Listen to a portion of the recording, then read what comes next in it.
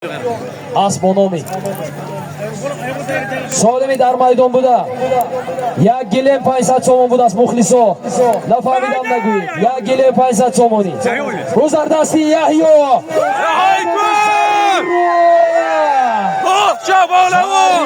یحیی.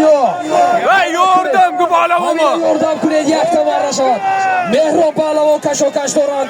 امید شاه کشاکش دارند.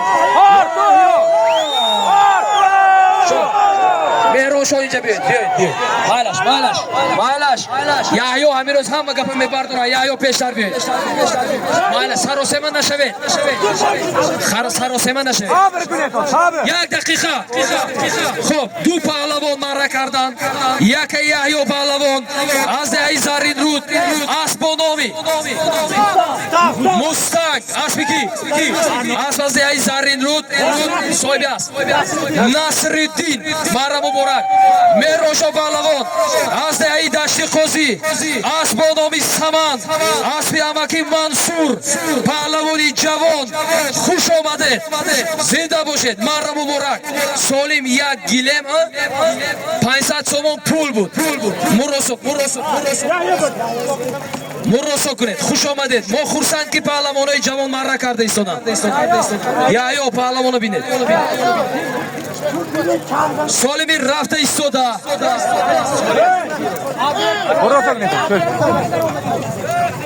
سالمی در میدان بوده 500 تومانی از نامی حاجی دوران اسمت پهلوان از دهی یاری با نامی تاشکند از بیاکوی بهزاد اکرام و از دهی یاری این بچه بیتیم آینده سالیمتان چوخی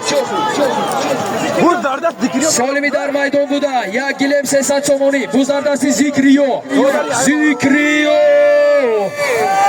از دهی زرین رود اسمت هنگوی سالمی اسمت تید بزردستی زیکریو یاردم کنید زیکریو با یاردم یحیی غیرت کنید بزردستی زیکریو سالم یک گلیم 300 تومان سالم یک گلیم 300 تومانی غیرت کنید پهلوان بزردستی زیکریو غیرت کنید جانب مره کانی مردم زرین رو غیرت کنید یاردم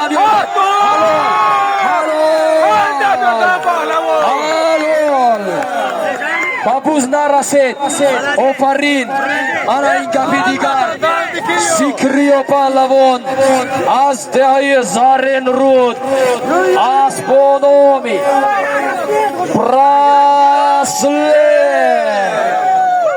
از دهی زرین رود اسبی صاحبی اسبونامی سیبیر یکی نامدار حاجی خال محمد از دهی زرین رود تکایم بار کنید آفرین پهلوانو اسب از دهی زرین رود حالا در نوارها میبینید سخت زحمت کشیدن با همین خاطر کنی یه باری دیگر رفتیم زرین رود